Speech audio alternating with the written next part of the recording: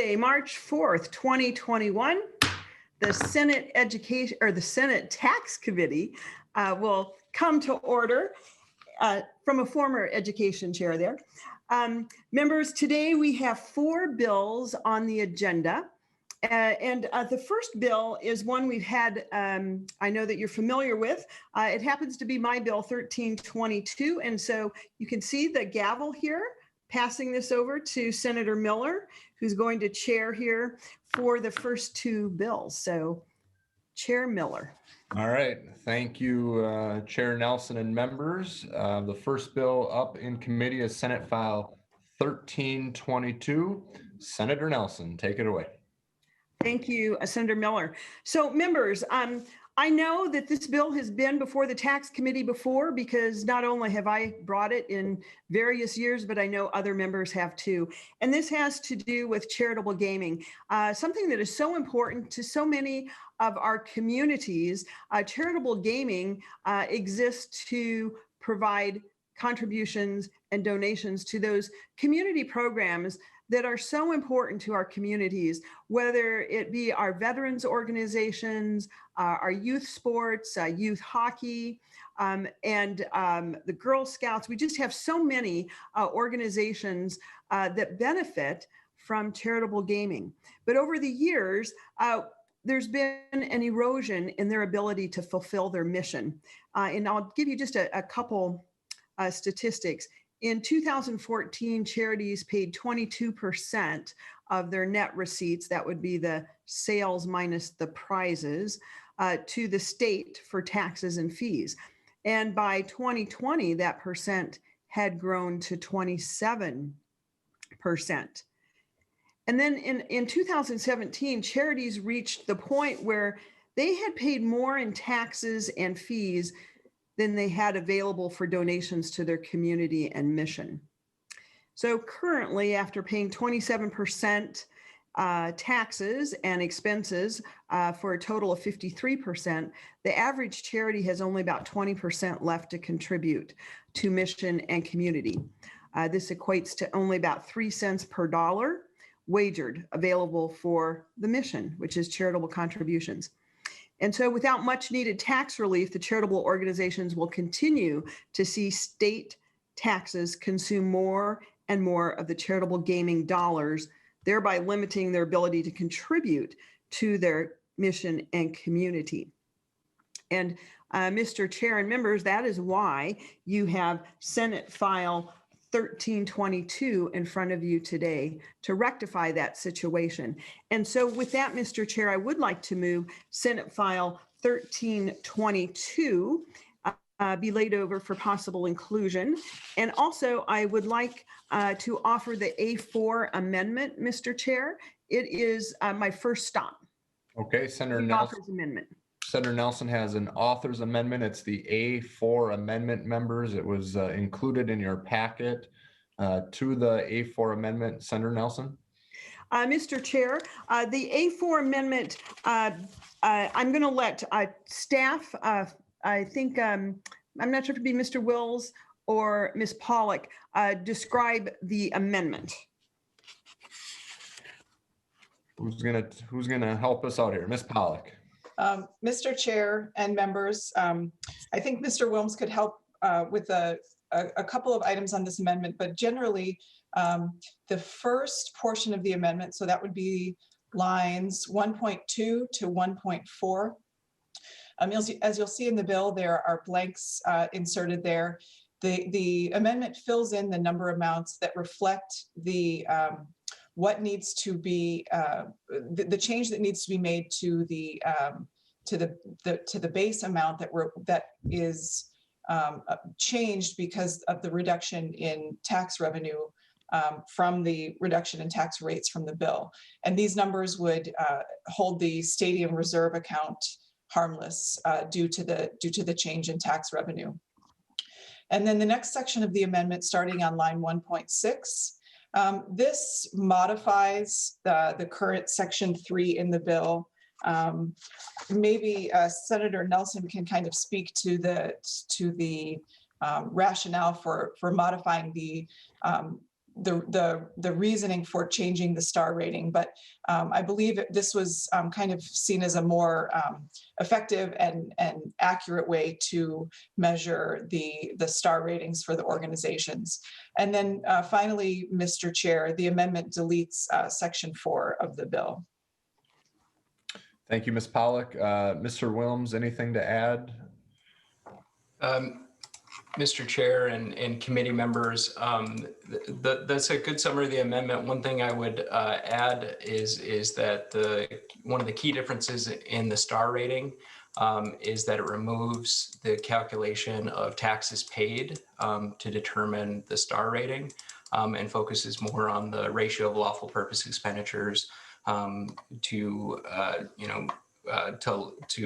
allowable expenses without taxes added into that calculation. Thank you, Mr. Wilms. Senator Nelson, anything to add before we take a vote on the A4 amendment or open it up for discussion? No, I'm ready for that. Okay, members, any discussion on the A4 authors amendment? Seeing none, on the A4, all those in favor, please unmute and show us a thumbs up or a hand if you're supportive. So all those in favor of the A4, please say aye. Aye. Aye. Opposed, say no.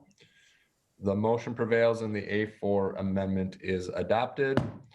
All right, Senator Nelson, any further discussion before we open it up to testifiers? No, thank you, Mr. Chair. And I believe you have the list of testifiers there. Mr. Lund will start us off. I do have the list. Mr. Lund, welcome to the Senate Tax Committee. Please state your name for the record and proceed with your testimony. Thank you, Mr. Chair, members. My name is Alan Lund. I'm the Executive Director of Allied Charities of Minnesota. We're a 501c6 trade association that represents licensed gaming organizations in Minnesota. Thank you for your time today. I'm here today to speak in favor of tax relief proposed in Senate File 1322. Charitable gambling has been a statewide safety net for more than 75 years. The relief in this bill will help us continue to serve our mission and community into the future. In fiscal year 2020, taxes took an average of 20%, as Senator Nelson had said, and that was $84 million that we paid in taxes and fees. And after paying our expenses, taxes, and fees, we were left with $63 million. There is a common misconception that only mega large outlet, multiple outlet charities pay the high taxes. I'm a member of the Osseo Lions and the Osseo American Legion. Both organizations have only one site, and the Lions actually share a site with another charity. In fiscal year 2020, the Legion paid 33% of their net receipts in taxes and fees, or $192,000, leaving us with $151,000 for veterans and community. The Lions paid 31% of our net receipts, or $160,000, leaving us with $95,000 for mission and community. We ask for your support of the relief in this bill. It will help us continue to do the work we do in our communities all throughout the state. Thank you for your time. Thank you, Mr. Lund. And members, we have a couple more testifiers. What I'd like to do is listen to all the testifiers and then open it up for questions and discussion after that. The next testifier on the list that I have is Mr. Hickey.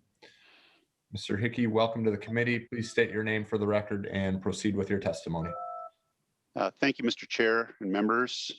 My name is Mark Hickey. I'm the gambling manager for Rochester Youth Hockey Association. Our organization includes over 2,700 youth skaters, parents, and coaches. The lawful purpose of our gambling proceeds is to build hockey arenas for southeastern Minnesota. As an organization, we choose to donate 100% of our gambling funds to Olmsted County so that they can build ice arenas for Rochester and the surrounding communities without burdening the property taxpayers. Gambling tax relief in the combined receipt tax would allow us to put more dollars towards our lawful purpose.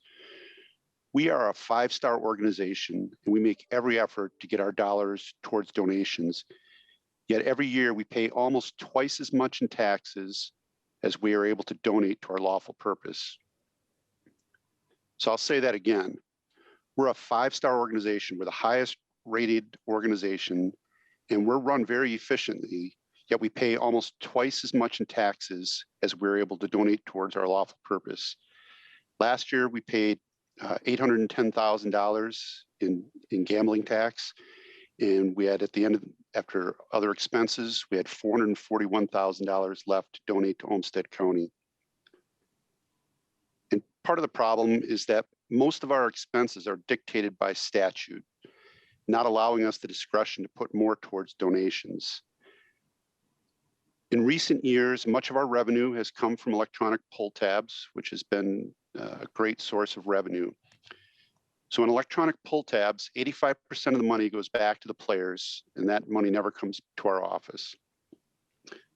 Of the 15 cents on the dollar that are left, for most of the year, 36% goes to the state for tax, 31% goes to the ETAB manufacturer, and 15% goes to the bar. So that leaves us 18% to cover all other expenses, including office rent, utilities, staff salaries, and all other expenses. And in the end, that leaves us about 3.5 cents in the dollar for our donations to our lawful purpose. And you'd heard from Senator Nelson that the average is about 3. So we're beating the average. So dropping that top gambling tax rate, which we pay most of the year, from 36 to 32, would allow us to put that extra money directly towards our lawful purpose and further our mission to build ice arenas without burdening the Olmsted County property taxpayers. Subject to your questions, this concludes my remarks, and thank you very much for your time. Thank you, Mr. Hickey. Next on the list that I have is Ms. Jenner. Hi. Ms. Jenner, welcome to the committee. Please state your name for the record and proceed with your testimony. Thank you. My name is Rachel Jenner, and I am the CEO of Destination Education, a scholarship foundation. We have been providing college scholarships to high school seniors attending both 2- and 4-year programs for over 30 years. The scholarships that we provide offer students additional resources to help pay for their college education. We have been blessed to hear from many of those students who have been grateful to have had a scholarship provided to help them pay the rising education costs. Under the current tax structure, we are in danger of not being able to continue providing these scholarships. In fiscal year 2020, our average tax rate was 33%. So we are about 6% above the industry average. And much of that comes from our e-gaming business. It has been a boost to our business, but it comes at a great cost. After paying 33% in taxes, our ETAB manufacturer takes 31% for the games, and then we pay the bar the 15% that they're allowed by law in rent. That leaves us just 21% of the funds we deposit to run our business and make our donations. I've often heard that charities need to donate more for their missions by reducing expenses. And while I agree with that, unfortunately, after 79% is taken out in taxes, rent, and the cost of our games, that leaves us very little to work with. We operate every day being mindful of every cost that we have, because if we don't, we won't have scholarships to provide. And as a small business owner myself, I can tell you that there are very few businesses that can operate on these kinds of margins. Our site is located in the city of St. Paul, which means we pay a higher minimum wage for our few employees and offer paid sick leave. And while we want the best for our employees, we have to strive to keep those expenses low to maximize our ability to provide scholarships. I'm not paid as the CEO, I'm a volunteer, as are the rest of our board members. And without this tax relief, I'm very concerned that our organization will not be able to continue to serve our community. Our costs will continue to rise each year, and we have very little ability to reduce the majority of those costs. Taxes are our single largest expense, and a tax reduction would be such a great help to us to increase our donations and be able to continue our scholarships. Thank you for your time. Thank you for your testimony. Senator Nelson, before we open it up for discussion, I think it might be a good idea to have fiscal staff go through the revenue estimate, if that works for you. Yes, Mr. Chair, I think they should go through the revenue estimate, and if need be, we can also have Ms. Pollock do a walkthrough on the bill. Okay. Mr. Chair. Mr. Wilms, let's go through the revenue estimate first, and then we can turn it over to Ms. Pollock. Mr. Wilms. Okay. Thank you, Mr. Chair and committee members. The revenue estimate published March 3rd, 2021 indicates that the annual reduction over the forecast period from the combined net receipts tax ranges from 13.5 million in the first year to 17 million in the last year. And that is corresponding to the growth in revenue from the combined net receipts tax. The other thing that I would note about the revenue estimate is that there are two charitable gambling taxes. One is a flat rate, and the other that this is dealing with is the graduated rate, the combined net receipts. And so that's the one that's being affected by this proposal, and it's where the vast majority, 90% or more of the taxes is collected each year to the state of Minnesota. And I think, the amendment that Nora or Ms. Pollock walked through described the changes to the stadium reserve. I think, if anybody has any questions, I'm happy to discuss that. But I think that kind of sums up the gist of the revenue estimate. Thank you, Mr. Wilms. Ms. Pollock, would you like to give us a quick overview of the bill itself as amended? Sure, Mr. Chair and members. Section 1 of the bill is the part that reduces the rates within the four brackets of gross receipts revenue.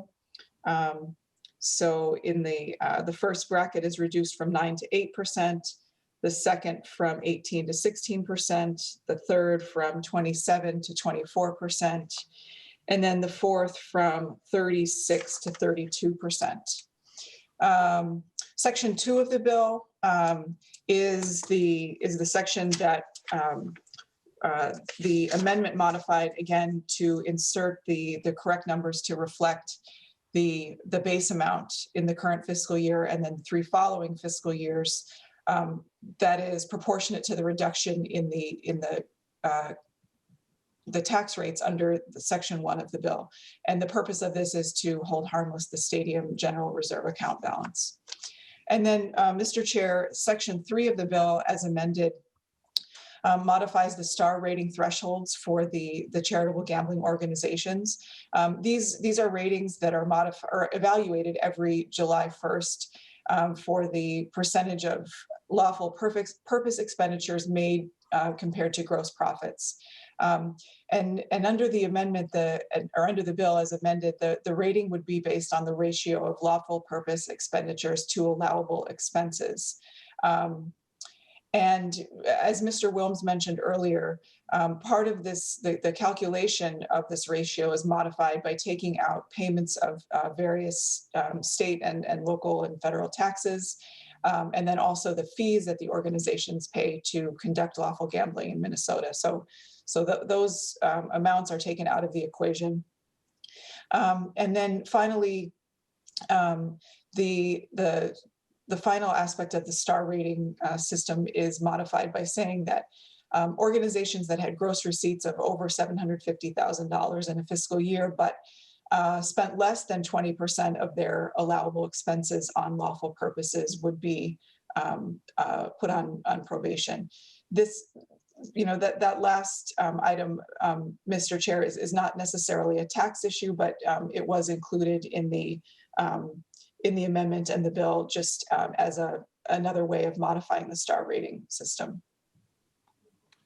Thank you, Ms. Pollock.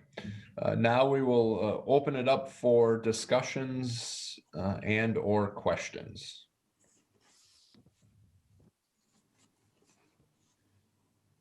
I am not seeing, I see a couple. First hand I saw is Senator Klein. Thank you, Mr. Chair, and thank you, Senator Nelson, for bringing forward the bill. Yeah, I've heard from organizations like Mr. Hickey's and others in my district that are trying to do good community work and feel that this tax burden is excessive. So it's a good subject for our discussion, and these organizations clearly are doing good community work.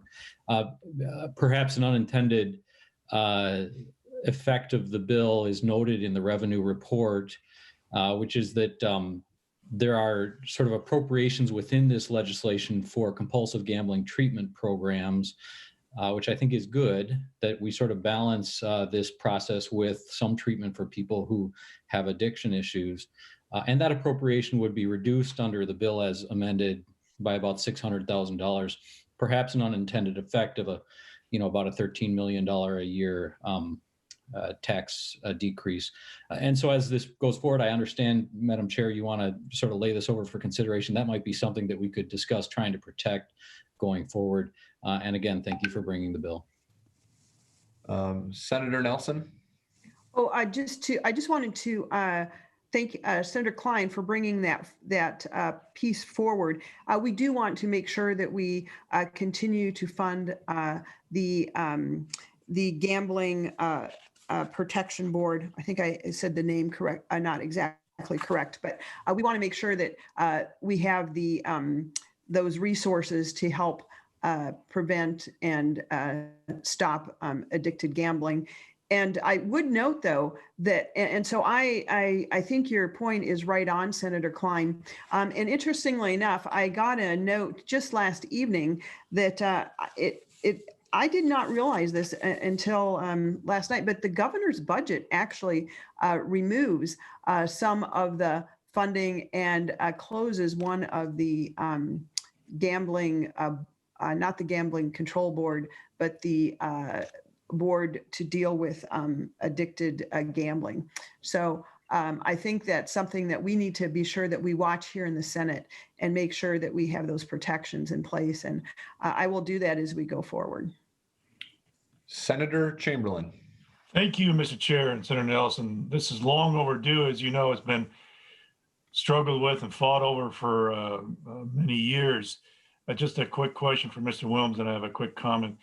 Mr. Wilms, could you confirm the annual cost? Was it about 14 or 15 mil at this point with this proposal? Mr. Wilms. Mr. Chair and Senator Chamberlain, yes, that's correct. For fiscal year 22, it's 13.5 million, and fiscal year 23, 14.7 million. Okay, thank you. So, Mr. Chair, I just have one quick follow-up. Go ahead. Thank you. Yeah, again, this is fantastic. If we have any money in tax, I think it should go to this. I'll relay one story. I have a natural bias for this. In the district I serve, we have the largest operator of charitable gaming in the state, the #1 revenue generator. That revenue generator is for a adult day service to help and support adults with disabilities. Think about that. Think about that. The #1 revenue producer, the #1 largest charitable gaming operation in the state is for adult day services. Think about the impact another 500,000 or $1 million would have on them every year. That's what we're talking about. And that's what we've been trying to do for years. There's no reason we shouldn't get this done. It's not just because those people in that business is in my district, the district I serve, but this is the same throughout the state. There's no reason this should be left on the cutting room floor again after end negotiations. It's got to be in the package. So thank you very much, everybody. Thanks for working for this. Thank you. All right, members, any other discussion before we turn it over to Senator Nelson for final comments? I don't see any. Senator Nelson, any final words of wisdom? Thank you, Mr. Chair. Thank you, members, for hearing this proposal. And as you know, it has been worked on for many years by many legislators bipartisanly. And I think we do have a good proposal here that will allow our charitable gaming to actually get back to their missions, which is why they are in existence. It will also protect the stadium reserve. I want to make sure that is clear. And it may be in other portions of legislation that we'll need to make sure that we have problem gambling funding in place as well. So thank you, Mr. Chair and committee members. All right, members, Senate File 1322 as amended will be laid over for possible inclusion. The next bill up is Senate File 1323, Senator Nelson. Oh, thank you, Mr. Chair. Again, this is one of these issues that has been around for far too long, and I would say has been exacerbated by the pandemic. And that has to do with student loans, the large number of student loans. And I've put my favorite graphic up. I hope you can see that. This is, picture's worth 1,000 words. And this picture explains exactly why I am bringing Senate File 1323 to you today. Far too many of our young people are trying to start their careers, become homeowners, still, I believe, the best form of gaining wealth in our country, and their careers and their families. And it's like a ball and chain around their ankle, that student loan. And so that's why you see Senate File 1323 before you today. I will let it's pretty straightforward, but I will ask Ms. Pollock if she would like to give a brief explanation of the bill, and then obviously I'll have a few more comments and testifiers. Ms. Pollock. Mr. Chair and members, yes, just to give a little background on the current law and then what this bill does. So as we've discussed before in the committee, forgiveness of indebtedness is generally included in gross income under the Internal Revenue Code, and there are some exceptions to that. One of the exceptions generally is when student loan debt is forgiven. Student loan debt in some limited circumstances can be forgiven. For example, if students or if borrowers participate in programs for which they would have to apply and be certified and then serve a requisite number of years in a particular geographic area, a particular profession that is in need of workers in that area. So one example would be rural health providers or rural dental providers. But generally, when student loan debt is forgiven, it is required to be added back to taxable income. And there are a handful of programs, federal programs, that allow a different payment schedule for federally held student loans. Although those payment plans, under those payment plans, loans may be forgiven at the end of the payment period, the amount of the forgiveness is added back to gross income. So while some borrowers may be able to extend their payments out over a longer period of time and pay less each month, at the end of that longer period of time, of course, interest accrues, and that all goes into the amount that's added back to taxable income in the year that the loan is forgiven. So in 2017, Minnesota implemented a piece of legislation that would say that if you had your loan forgiven under one of these handful of federal payment programs or one state teacher loan forgiveness program, that forgiveness amount could be excluded from your Minnesota taxable income. So what this bill does is to say that if your loan is forgiven as part of the teacher loan for the state teacher loan forgiveness program that remains in the law, or any federal loan forgiveness program, that would be excluded for purposes of Minnesota taxable income. So it's essentially removing the specifically named programs that are in current law and saying essentially any federal student loan forgiveness program would be exempt under forgiveness under any federal student loan program would be exempt for purposes of calculating your Minnesota taxable income. Thank you, Ms. Pollock. And Mr. Wilms, it looks like we have an unknown revenue estimate. Can you run through that for us very quickly? Yes, Mr. Chair and committee members, the revenue estimate came back as unknown, and I think the reason that why that happened is stated in the last bullet point. I think there was some ambiguity in terms of the terms and what these programs might look like, and it's kind of forward-looking without a specific program identified. So therefore, the budget impact was estimated as unknown due to the absence of those factors. Thank you, Mr. Wilms. Senator Nelson, any comments before we go to our testifier? No, I'll save my comments till the end. Okay, I show one testifier on our list, Ms. Aden. Welcome to the committee. Please state your name for the record and proceed with your testimony. Yes, before I begin, I would like to give thanks to Madeline Hoy and Senator Nelson for inviting me on such significant matters. I would also like to thank other committee members, Mr. Chair, and guests. My name is Mimuna Aden. I am 17 years old and I am a senior at John Marshall High School. Yet I do post-secondary at Rochester Community Technical College, where this will be my second and final year, and I am the current and residing Vice President of the student government. I am here because of Senate File 1323, which specifically draws upon the extenuating circumstances regarding student loan debt. We cannot deny the fact that there is a mounting debt for students. As students, we take out loans in hopes of our education springing us into financial stability, only to be left feeling vulnerable. Student loans impact everyone, but I would like to share a few of the heartbreaking commentary I've received regarding the situation. These are real people, but I will disguise their names. Ashley is a 21-year-old college student who attends one of the Minnesota colleges and is a single mother of a 5-month-old daughter. She hopes to become a nurse, but is struggling with paying for diapers and taking out a loan for her placement in college. She says, "I'm not sure what to choose.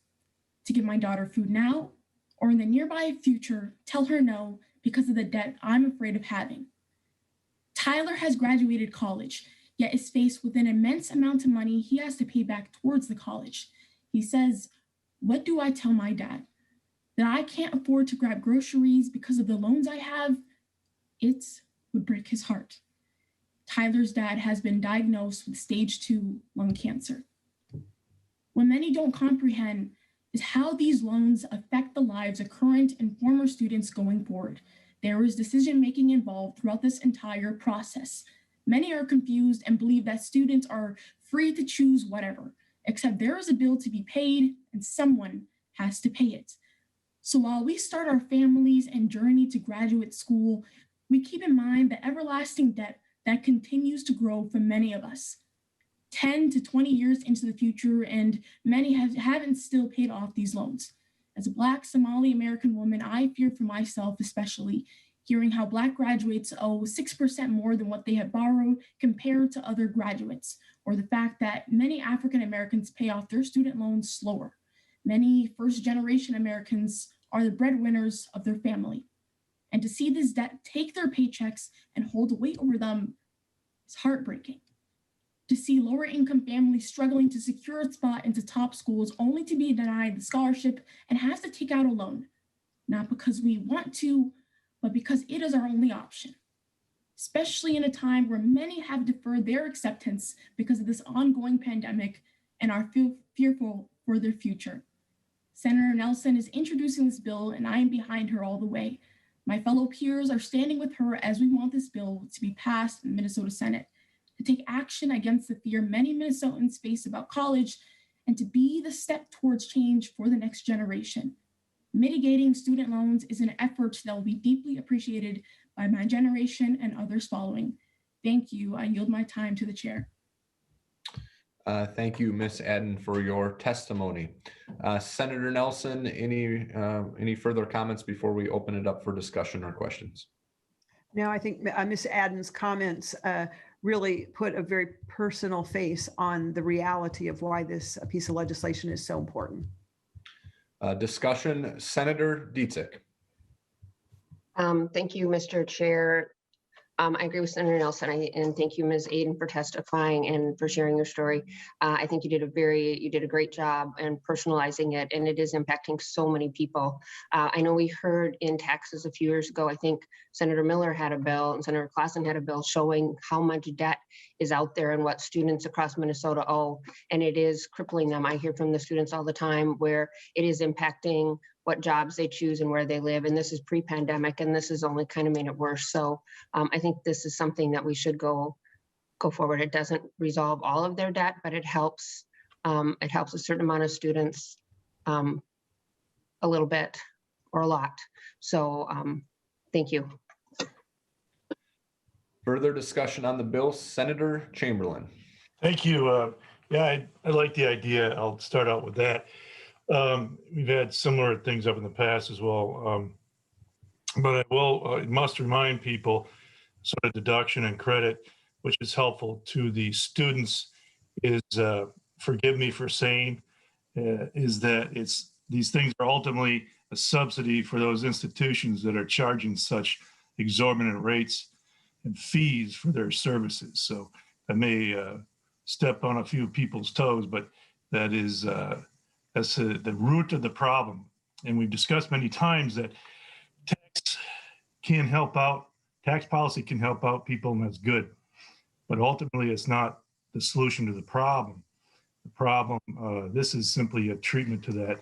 Now, I don't want to open up a large discussion about what we can do to manage all that. I understand it, but I'm just trying to get to the simple point. It ends up being a subsidy to those larger institutions who are not then held accountable for what they're doing. But I think this is a good idea overall, and we have to continue to address the cost of those institutions. So I don't mean to open up a larger problem, can of worms. I understand there's other issues out there. Just want to keep it focused on this. Just a thought. Thank you, and thank you, testifier. Are there any other questions or comments on Senate File 1323 before we turn it over to Senator Nelson for closing comments? I don't see any. Senator Nelson? Thank you, Mr. Chair. Thank you, members. Ms. Aden, again, phenomenal personal testimony. And to Senator Chamberlain's point, there are broader issues here.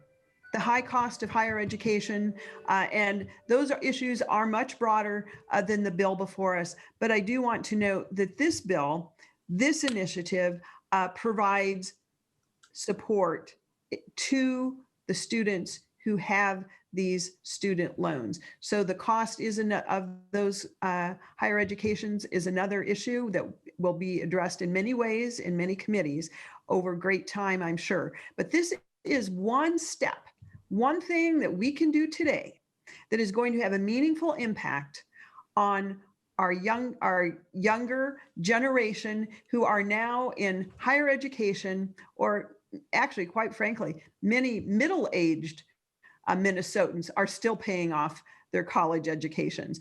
And so this is one way to empower Minnesotans, empower their families, and I believe education is the great equalizer, but they shouldn't have to pay for it for the rest of their life. So I ask for a favorable vote. I know today we're going to lay this over for possible inclusion in an omnibus bill, and I appreciate all the good support from the committee today. All right, thank you, Senator Nelson. And before we do lay it over, Senator Chamberlain, I just want to confirm that you got all your comments in because your hand is still up. I think you just forgot to lower it. We'll give him a second to respond. That is correct. I'm sorry, Mr. Chair. No problem, Senator Chamberlain. Okay, members, with no further discussion, Senate File 1323 will be laid over for possible inclusion. And Senator Nelson, we will turn things back over to you. Great. Thank you for sending that gavel back over, Senator Miller. Members, our third item on the agenda is Senator Eichorn's bill, and that is Senate File 1153. Senator Eichorn, welcome to the committee. Thank you, Madam Chair. I appreciate the opportunity, and thank you for accommodating my schedule today so I could have my hearing in veterans as well, which went very well. So we appreciate that. Senate File 1153 in front of us. I would like to thank my co-sponsors, Senator Jasinski, Chamberlain, Coleman, and yourself, Madam Chair. Senate File 1153. Under current law, individuals may subtract up to specified amount of education-related expenses for purpose of calculating Minnesota taxable income. This bill clarifies the language limiting the K-12 expense subtraction to expenses not claimed in the credit, increases the subtraction to $2,600 for each qualifying child in kindergarten through grade 6, and $3,900 for each qualifying child in grades 7 through 12. Adds tuition to the allowable expenses and increases the K-12 credit amount to $1,500 and the income threshold to $50,000, and modifies the phase-out schedule and requires the credit be adjusted annually for inflation.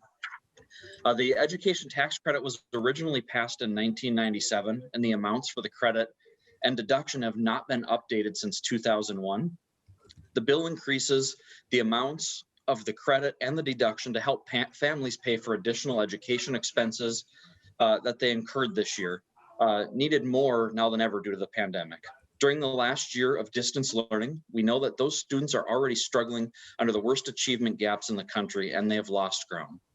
This bill helps address the achievement gap by allowing families to use the tax credit and/or deduction for tutors, summer camps, and other education enrichment opportunities to make up for these learning deficits. This bill ensures education equity. Middle-class families have been able to take the deduction for tuition for years, but low-income families cannot use the tax credit for tuition.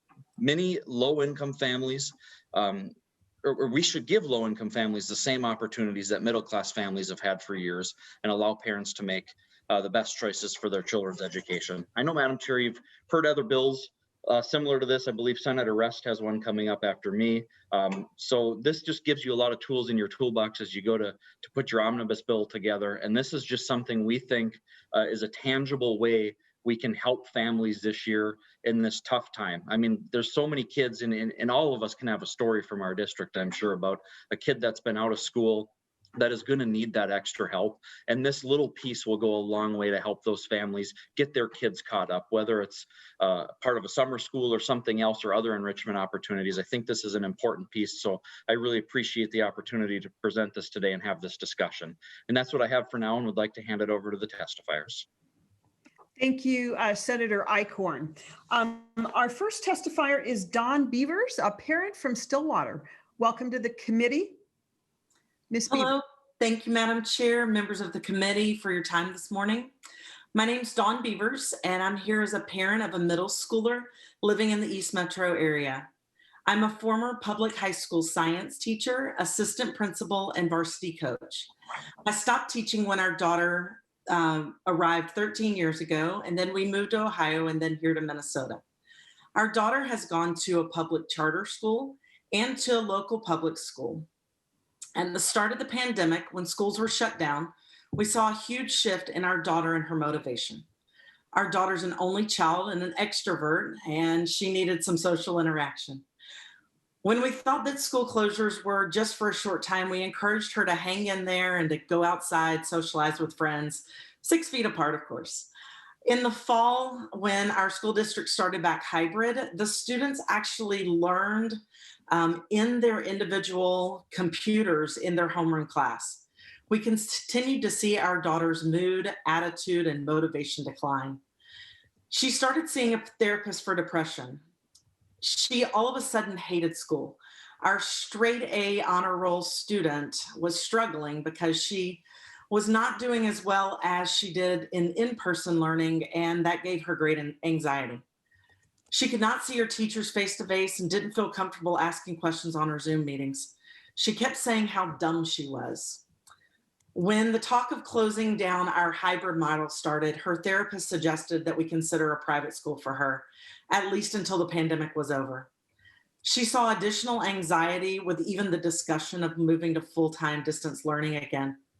The day our district decided to move to full distance learning was the day that we switched her to a private school. The difference for her has been extraordinary, so much so that no matter what happens next year, she won't be returning to public school.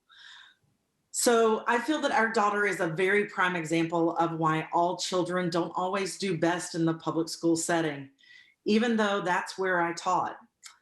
I feel that parents should be able to choose the best path for their child and should not have to worry about the financial burdens of a quality education that every child deserves. The legislators' support of this bill to expand the current tax credit will allow families struggling to pay for necessary educational expenses, whether that is in public, private, or charter school. If any year has taught us that one size does not fit all when it comes to education, it's been this past year. Madam Chair, members of the committee, thank you so much for your time and for listening to our story. Thank you, Ms. Beavers. Our next testifier is Ordola Taylor, a parent from St. Paul. Welcome to the committee. Please introduce yourself for the record. Thank you. Thank you so much. Madam Chair and members of the committee, my name is Auredola Taylor. I'm a parent living in St. Paul. I'm a single mother of 3 sons. I have, my oldest is in high school. He's a sophomore in Central High School. My middle is in charter school at AFSA, Academy for Science and Agriculture. And my youngest, I had to put in private school this year. I work outside the home, and when COVID started last year, I had my youngest in a public school online. I couldn't expect my older 2 to come and support him because I don't work in the home. So I decided in the fall to put him in private school. It was a very tough decision, especially because I'm taking money away from the high schooler that I would be investing in college and putting in his college savings plan, and I'm giving this now to the youngest. So it was a tough decision to make, but it turned out to be a very good decision. We discovered working with the school, he's behind, so I work with him actually every day to help him catch up. And it has helped his education quite a bit. So having the opportunity for parents like me, we don't have a choice. We have to work outside the home or various situations, even if it was in person, he actually has been supported by the private school.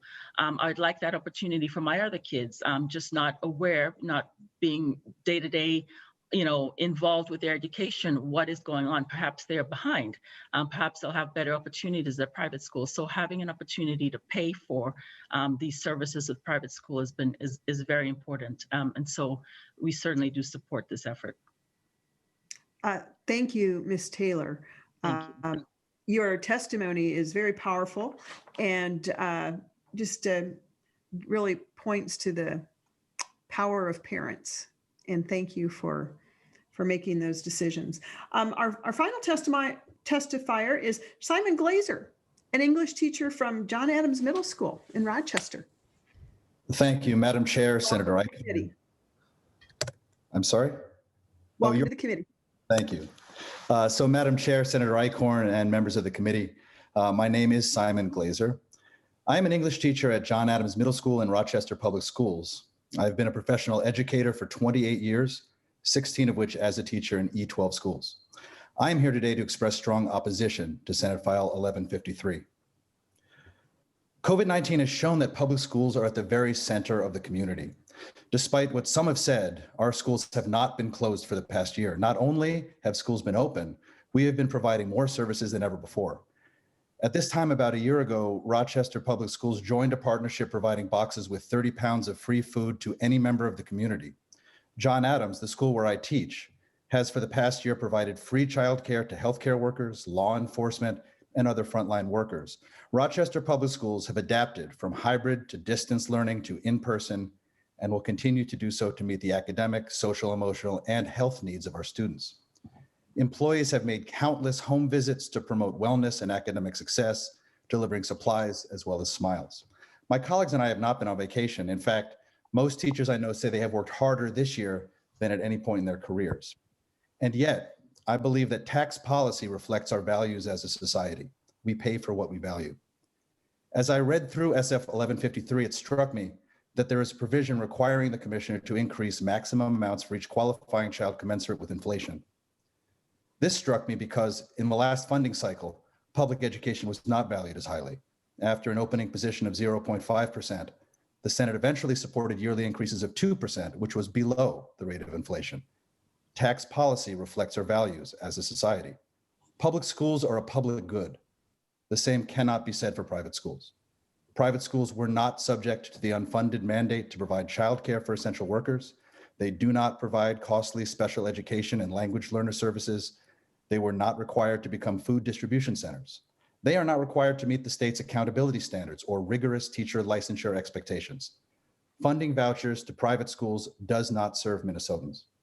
Instead of shifting millions of dollars from the state's budget into vouchers, the state should first focus on fully funding public education. If this pandemic has served any purpose, it has been to shine a spotlight on the inequities of our current system. We cannot meet a health crisis without a school nurse in every building. We cannot meet the social emotional needs of our students without school counselors, social workers, psychologists. We need to invest in community schools, which provide the wraparound services that our students need to thrive. As professional educators, we know how to help students in need. We know how to narrow the achievement gap. We know how to support young people who are struggling. What we lack, what we have always lacked, is the funding to support that knowledge. It is irresponsible to use taxpayer money on vouchers, an education strategy with no documented history of improving educational outcomes, and with no public accountability. The priority of the state legislature should be to fully fund public schools. Our Constitution demands it. I urge the committee to oppose this bill. Thank you. Thank you, Mr. Glazer, for your testimony. Just to let the record reflect, the education bill actually surpassed the cost of inflation in the last session, and Governor Walz signed the bill as well, saying it was a terrific education bill. So clearly, over $20 billion was funded, surpassing the cost of inflation. But Senator Eichorn, I don't read this bill as a voucher bill. Is this bill about vouchers? Senator Eichorn.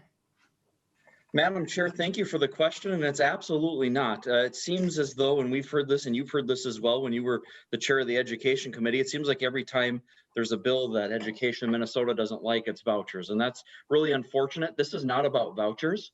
And if you look at the credits, I don't know what family is going to pay for private school for $1,500 a year or a $3,600 credit on their taxes. It's not going to pay for a private school education. This isn't meant to, nor will it take away from public schools, but this will provide those additional enrichment opportunities for families and children who've been harmed by COVID and are dealing with this horrible achievement gap.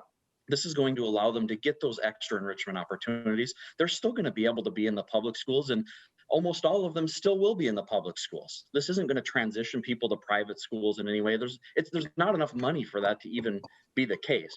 But this will help our students get that extra learning they need to help them get caught back up. So no, to answer the question directly, this is not about vouchers, and it is not vouchers, no matter what anybody says. Thank you, Senator Eichorn. Mr. Glazer, regarding your testimony, I wanted to note, are you testifying on behalf of yourself, or are you testifying on behalf of Education Minnesota? Can you, and also, Mr. Glazer, are you opposed to the bill which actually allows a tax credit for parents who have been, in many cases, augmenting, working with their public schools, but educating their children at home as well? And quite frankly, are going to need a lot of, there's a lot of learning loss that I think everyone is quite concerned about. So are you opposed to increasing the amount of the education tax credit? It hasn't been increased for years, perhaps decades. But are you opposed to increasing the amount of the credit, Mr. Glazer? Sorry, thank you, Senator Nelson. To answer your first question, I'm here both as a public school teacher and as a member of the Rochester Education Association. And for full disclosure, I do sit on the executive board of that body. As I can't speak as an expert on tax policy, I'm here because it seems to me that any bill or proposal that moves our public priority on education away from the public schools towards finding ways to channel that money into private education, I believe is against the public good. And I believe that our focus should be elsewhere. It is not about harming particular students, many of which I'm sure are helped by the provision. I would like to say that by placing all of our trust in public schools, we result in students like Miss Adden, who I should point out has a brother at my school and is a product of Rochester Public Schools. And I'm not sure that removing resources from those schools are to our public credit. And I do not put words in her mouth, and I do not presume to know how she feels about this bill. As I said, I'm not here as an expert on tax policy, only as an expert, as I believe, in education, who I believe I believe this is a first step towards changing the priorities of the state away from public education. And that's the piece that I oppose. Thank you, Mr. Glazer. Well, I can speak as the chair of the tax committee and the former chair of the education committee. Public schools are critically important to our state. 90% of our kids are in public schools, and we better have great public schools for every kid in every district. Our future depends on it. And so I appreciate your support of public schools. I think it would be helpful, Senator Eichorn, if we had our fiscal staff perhaps shed some light on exactly what Senate File 1153 does regarding tax credits, what they currently are and what your bill proposes. And so I'd like to, I see you have your hand up, Senator Eichorn, so I'll take that first as the author of the bill, and then I'd like to turn it over for a more in-depth fiscal study of really what the interaction is in this bill. Senator Eichorn. Was actually, thank you, Madam Chair. It was actually kind of a question for you, and maybe you might be able to answer this as the former education chair. Maybe Senator Chamberlain could also answer part of this, but there seems to be the narrative that we're taking away from public schools to do this. And I assume that's not your intent. I don't think that's Senator Chamberlain's intent. It's certainly not my intent. But if we pass this bill as it stands today and is included in your omnibus bill, does this in any way take away from our public schools? Does this in any way take away from Senator Chamberlain's budget for K-12? It doesn't say that in the bill. There's no intention of that. And if you had to ask me, it does not take away. It just adds to the opportunities that are out there. Thank you, Senator Eichorn. Now, to say that this bill would take away from education would be to say that any expense in the state budget would be taking away from public education. So that is not accurate. But let's get down to the nuts and bolts of what we're talking about with this tax credit. And so, Mr. Wilms, could you explain precisely the moving pieces in Senate File 1153? Yes, thank you, Madam Chair. So as you noted, there are quite a few moving pieces in the bill.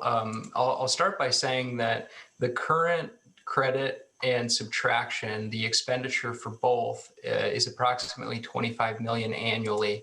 It's about 16.5 million for the subtraction and then 9 million for the credit. So the subtraction is used by more filers and is broader and then the credit, and so the credit is used by fewer filers. The credit is refundable and allowed equal to 75% of eligible education expenses for qualifying children K through 12. And the household size adjustment is based on the number of children. So, families of 2 children receive more of a credit maximum than families with 1 children, and so on and so forth. And what the bill does is, in several parts, it increases the credit amount by $500 or 50% from $1,000 to $1,500. It also softens the slope of the phase out. So right now, under current law, the phase out range for the maximum credit is increased by $2,000 for each additional child. This bill would bring that to $4,500, so a longer phase out range. It also, as noted, allows the credit for private school tuition, which currently those expenses qualify for the subtraction, but not the credit. And then the changes to the subtraction is that it increases the maximum subtraction by about 60% in the first tier, and then 56% or $1,400 in the second tier. On the revenue estimate, it notes that the total impact is an additional approximately $23 million per year in general fund effect to the state. And so that's roughly the same scope and size of what's currently in law. So it would effectively double the expenditure that is existing. And then lastly, the bill also provides for inflation. So over time, when this credit was enacted, enacted originally, over time, the inflation has kind of eroded the number of filers and the amounts that people have qualified for. And so this would sort of stop that and inflate the credit and subtraction annually. Mr. Wills, I just want to make sure. So the K-12 subtraction and K-12 credit has not been indexed for inflation. In other words, when's the last time that we increased this credit or subtraction? Madam Chair and committee members, the deduction was first enacted in 1955, but then in 1997, the deduction was expanded for tax year 18. And that's also the same time as the credit was established, and those were last modified around 2000. I would have to get back to you on the exact date of those, but there were some budget saving modifications in there, but really the last significant changes were around 2001. Thank you, Mr. Wilms. So actually, we're seeing it has been 20 years, maybe 2 decades until we have touched really updating the credit or the deductions. And then just to clarify, just to make sure our public testimony is very clear here, these credits, the 1153 currently, our current K-12 subtraction and credit and the 1153 as proposed are not, these are, I would assume that these credits are eligible to all students. That would be 90% of Minnesota students that are in our public schools, and also eligible to those students in private schools. And I would just like to clarify that, and maybe that's something either Mr. Wilms or Ms. Pollock can clarify for the record, that these, I believe, are not just expenses or credits that are eligible for private school students. I believe they're eligible, all Minnesota families who have school-age children are eligible for these expenses. Madam Chair, members, correct. I mean, the subtraction and the credit are for expenses paid for qualifying items. So textbooks, instructional materials, tutoring, music lessons, transportation, those kinds of things. So, those would apply regardless of where a student or a qualifying child was in school. The only difference, and which is addressed in this bill, is that the subtraction for K-12 expenses is allowed to be taken for tuition payments. The credit is not. And in this bill, the tuition would be an eligible expense for the credit. Thank you, Ms. Pollock. So that is an expansion in eligibility there then for that particular use. Thank you very much. Correct. All right. We'll go to some further questions. I think the first person I saw was Senator Klein. Senator Klein. Well, thank you, Madam Chair. I don't want to date myself, but I do remember when we did this back when Arne Carlson was governor. And I just, there's a letter circulating from a number of organizations that are opposed to Senator Eichorn's bill. I don't expect anybody that's one of the testifiers today to answer this, but it would be interesting to know if we took the word tuition out of Senator Eichorn's bill and we just increased the credit. I'd be interested to know how those groups that oppose the bill might respond. So if somebody certainly is watching this from one of those organizations, if someone could maybe send us a letter how they feel about the bill if the word tuition was taken out. I can tell you, Madam Chair, I think they should support it. The reality is this is a way to get more money into K-12 without Senator Chamberlain having to argue for a target.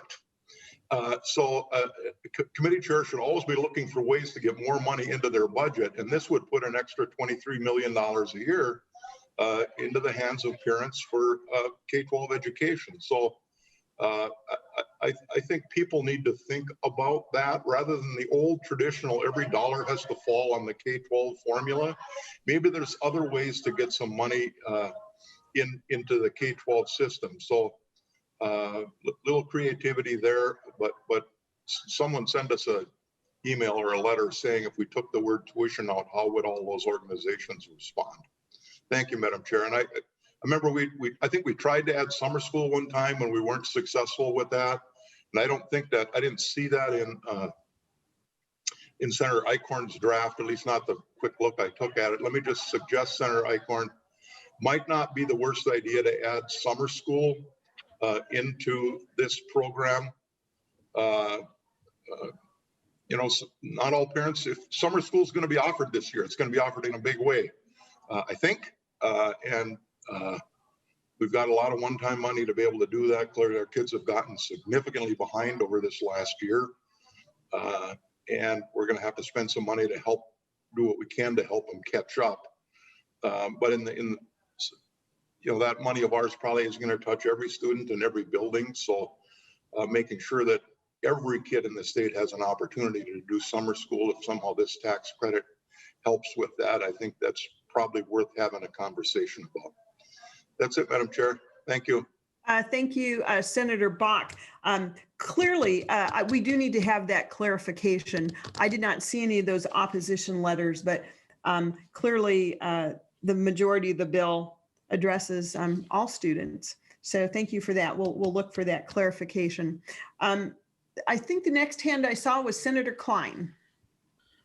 Thank you, Madam Chair, for hearing the bill. Thank you, Senator Eichorn, for hearing the bill. By the way, I love your choice in shirt and tie today.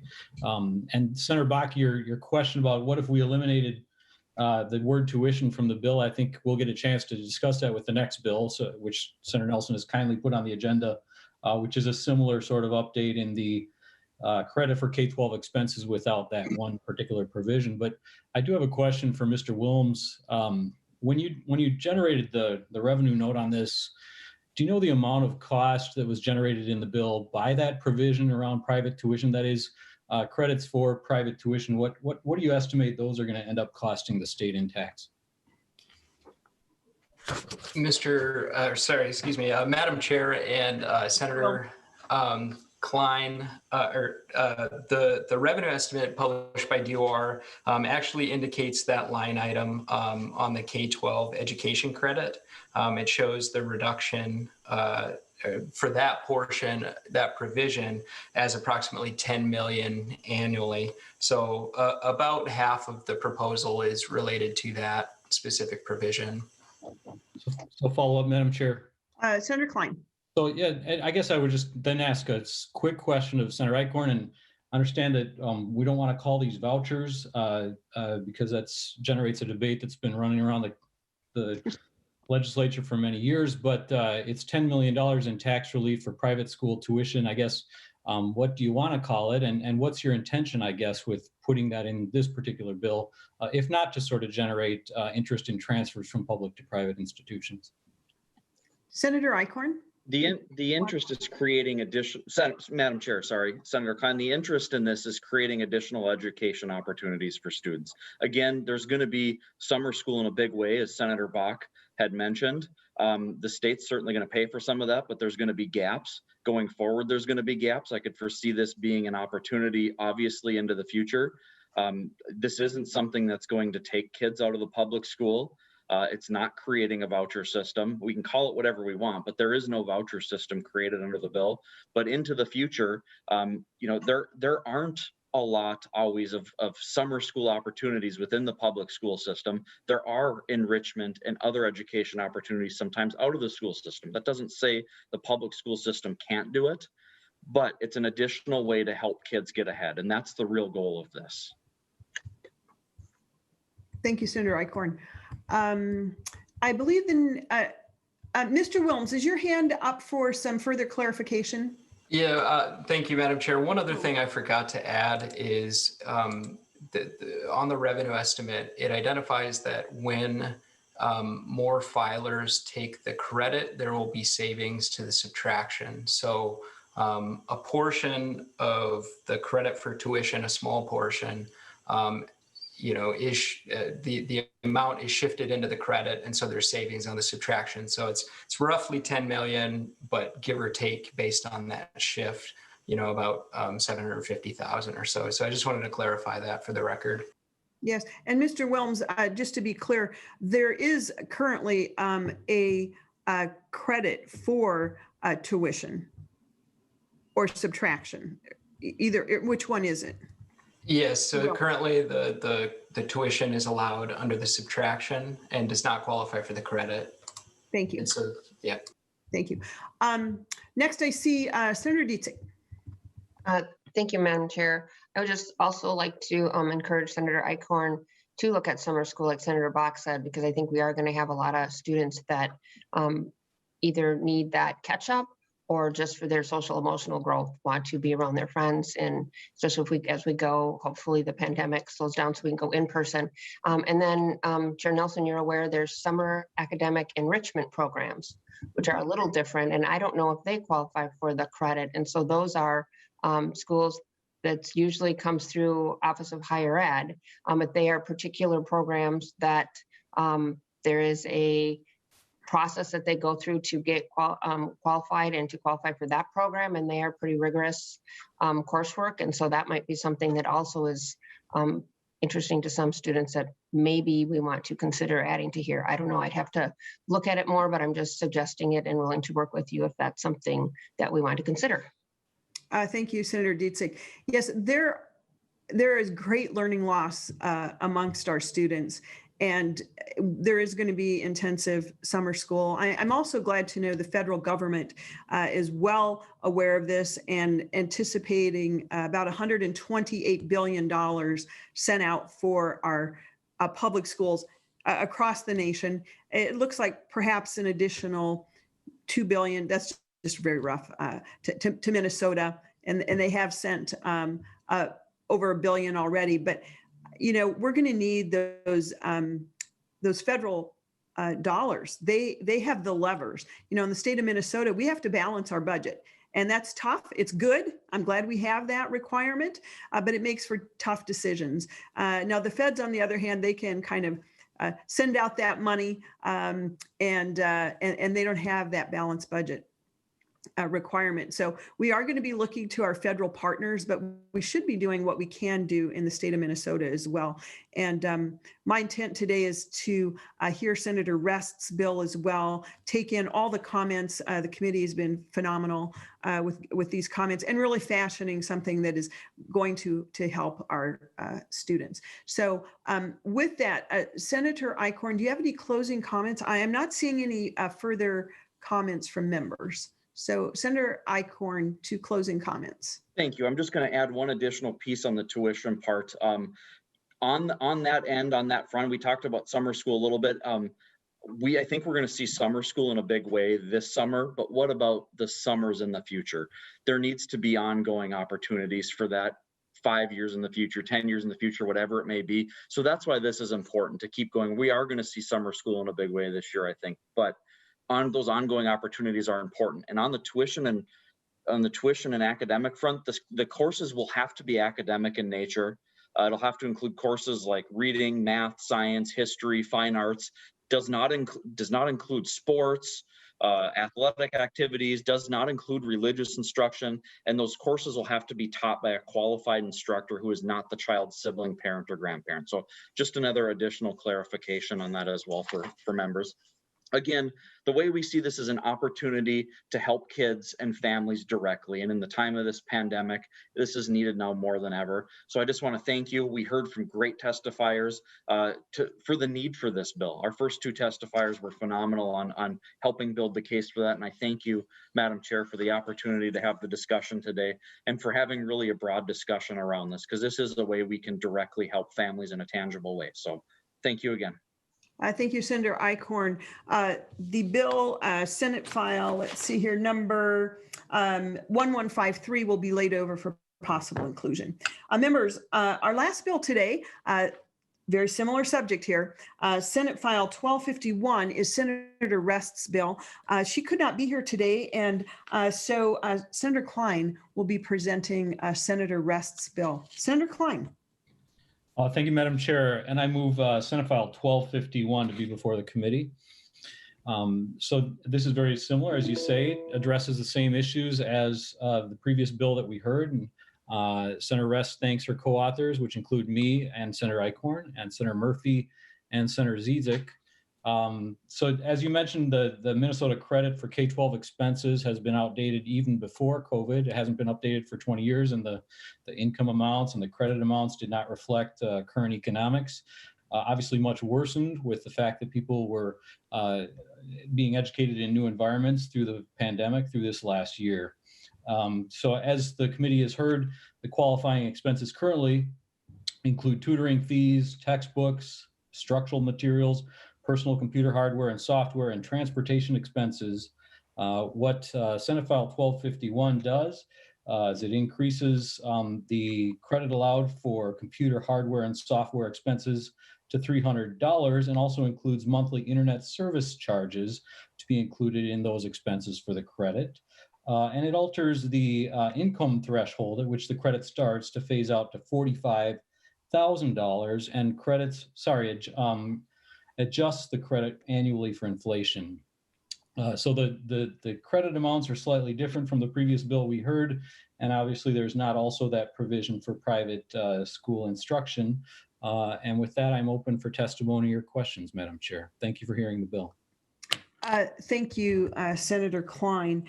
We have had a great discussion. I don't see any testifiers and members. Are there any questions or comments? I'm not seeing any.